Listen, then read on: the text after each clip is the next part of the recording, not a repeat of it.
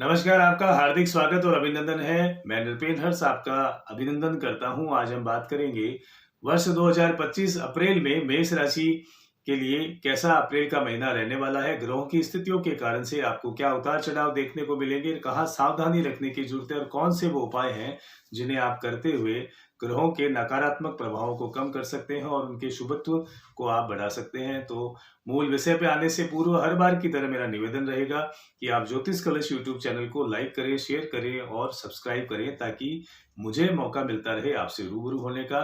मेष राशि वालों की अगर मैं ग्रहों की स्थिति के बारे में अगर बात करूं अप्रैल के महीने में, तो अप्रैल के महीने में आपके 12वें भाव में जो है 4 बड़े ग्रह जो हैं वो एक साथ रहने वाले हैं। जहां शनि, शुक्र, राहु और बुध जो है वो आपके एक ही भाव में रहेंगे, 12वें भाव में रहेंगे और 14 तारीख तक जो है सूर्य भी वहां मौजूद रहेंगे। 14 अप्रैल के बाद में सूर्य आपके जो है विशेष रूप से जो है आपके लग्न में जो है प्रवेश करेंगे और उच्च के हो जाएंगे। वहीं आपका लग्नेश जो है वो नीच राशि में जो है गोचर करेंगे और शुक्र आपके उच्च के रहेंगे, बुध नीच के रहेंगे। तो बुध का नीच भंग जो है राजयोग आपके निर्माण होगा।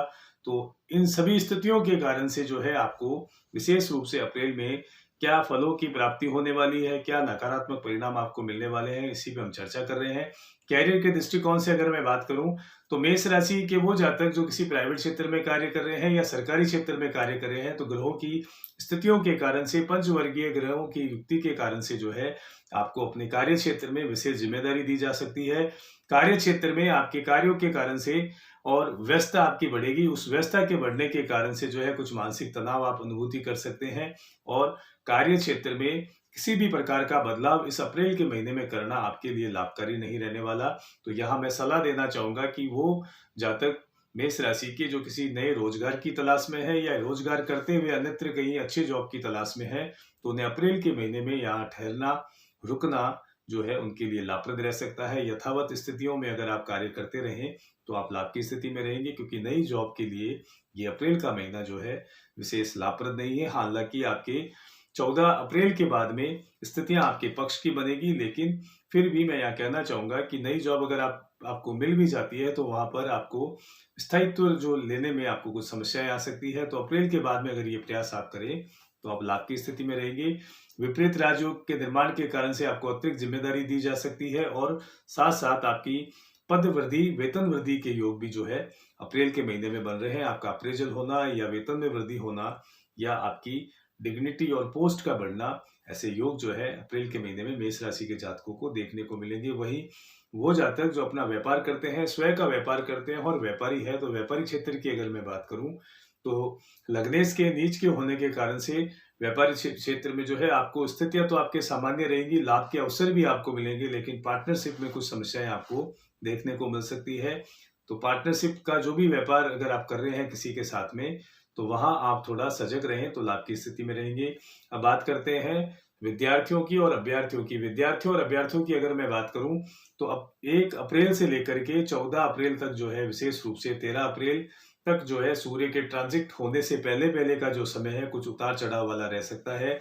आपको अध्ययन में कुछ डिटेक्शन जो है मिल सकते हैं, आपका भटकाव हो सकता है। वहीं आपके कलीग्स जो है, मित्र जो है, उनसे आपका कुछ विवाद हो सकता है, जिसके कारण से कुछ मानसिक तनाव होने के कारण से आपके अध्ययन में कुछ जो है रुकावटें और उतार चढ़ाव की स्थितियों का आपको सामना करना पड़ सकता है। वहीं 1 से 13 अप्रैल तक विशेष रूप से आपके कोई किसी भी प्रकार के सरकारी चालान कटने के भी योग बन रहे हैं। तो आप विशेष मैं आपको कहना चाहूंगा, जब भी आप वाहन चलाएं तो यातायात नियमों का पूर्ण पालन करते हुए जो है वो आप गाड़ी चलाएं तो लाभ की स्थिति में रहेंगे, अन्यथा आपका चालान कटने का भी योग बन रहा है।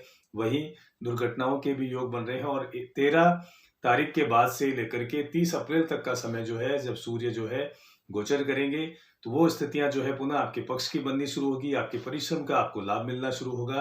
अच्छी स्थितियां हैं। तो विद्यार्थियों और अभ्यर्थियों को मैं यह कहना चाहूंगा कि परिश्रम एकमात्र जो है सफलता की जो है की होती है। तो आप अपना परिश्रम करते रहें और अपने लक्ष्य को ध्यान में रखते हुए जो है आप जुनून के साथ स्टडी करें, अध्ययन करें। आप निश्चित रूप से अप्रैल के महीने को निकालते हुए सफलता दर्ज करवा सकते हैं।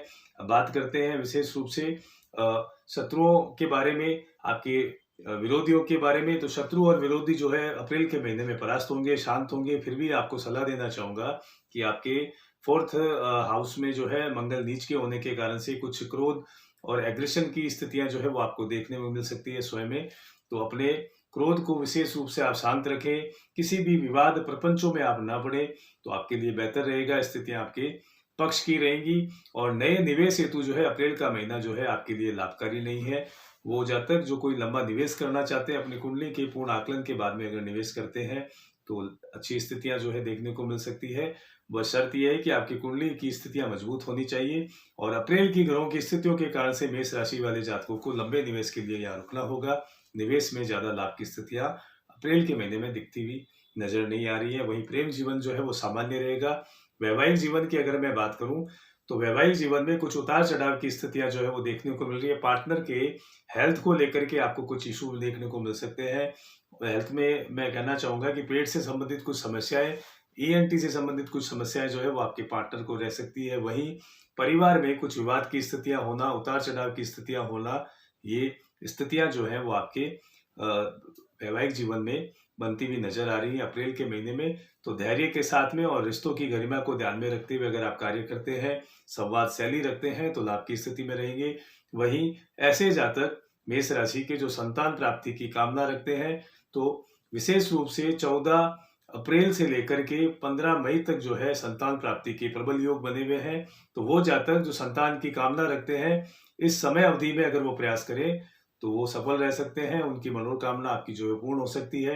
वहीं ऑलरेडी जिनके संतान हैं, तो ऐसी स्थितियां बनी हुई है 1 से 13 अप्रैल तक जो है विशेष रूप से आपको संतान को ईएनटी से संबंधित कुछ समस्याएं हो सकती है, पेट से संबंधित कुछ समस्याएं हो सकती है, वायरल बुखार जो है, ये स्थितियां जो है बनती हुई दिखाई दे रही है।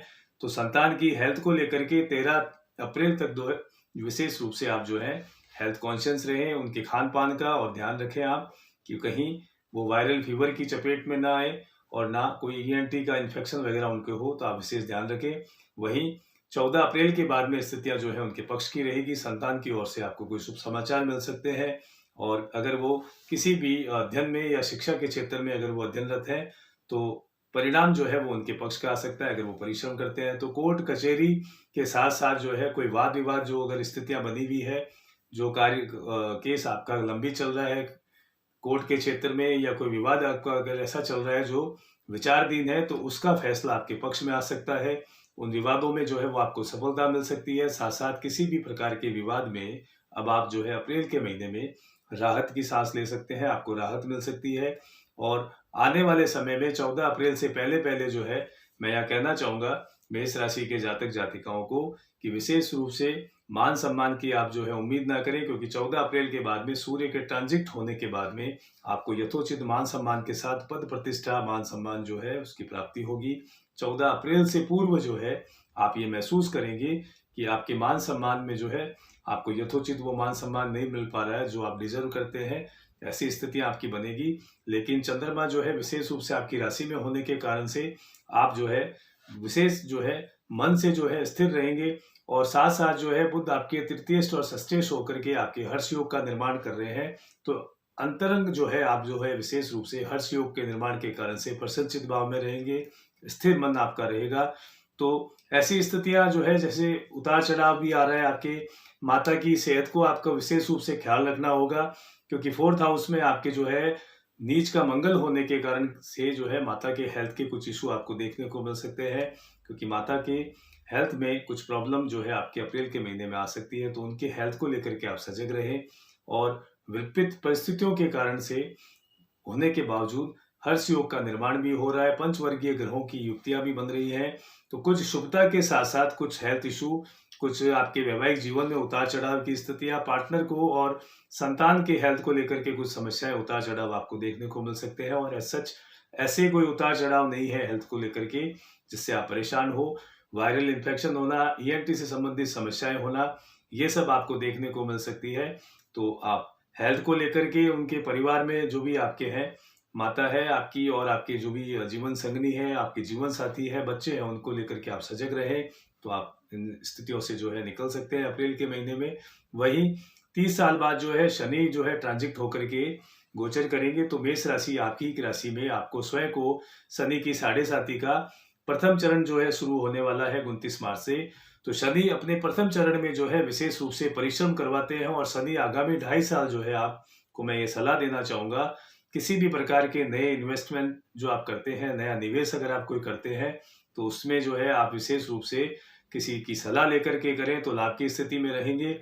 हेल्थ में कुछ उतार-चढ़ाव आपको जो है शनि यहाँ दे सकते हैं, तो आप अपनी हेल्थ का भी ख्याल रखें, हेल्थ कॉन्शियस भी आप रहें और कोई भी महत्वपूर्ण कार्य करने से पूर्व जो है आप किसी की सलाह लेकर के कार्य करें, विवेकपूर्ण कार्य करें, तो आप लाभ की स्थिति में रह सकते हैं क्योंकि शनि जो है आगामी 2.5 साल आपको परिश्रम करवाएँगे और उस परिश्रम का जो है परिणाम जो है वो आपको औसत रूप में वो देते रहेंगे। तो यहाँ आपको मैं कहना चाहूँगा कि मानसिक तनाव जो है वो आपका बढ़ने वाला है, लेकिन अप्रैल में पंचवर्गीय ग्रहों की युक्ति के कारण से आप लाभ की स्थिति में रहेंगे।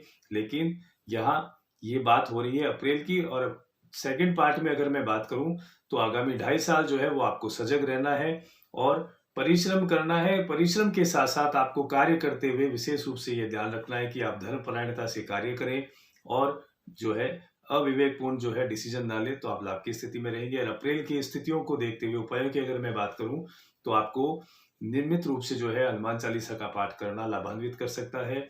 रविवार को छोड़ कर के पीपल का सिंचन करें, पीपल का पूजन करें, तो आप लाभ की स्थिति में रहेंगे। वहीं आपको शनि के बीज मंत्रों का जाप करना आपको लाभान्वित कर सकता है। शनि मंदिर में शनिवार के दिन छाया दान करना, तेल और तिल का दान करना आपको श्रेयकर रहेगा। एक नई राशि के साथ में फिर से आपसे मुलाकात होगी। तब तक के लिए मैं नरपेन हर्ष बहुत-बहुत शुभकामनाओं सहित आज्ञा चाहता हूँ।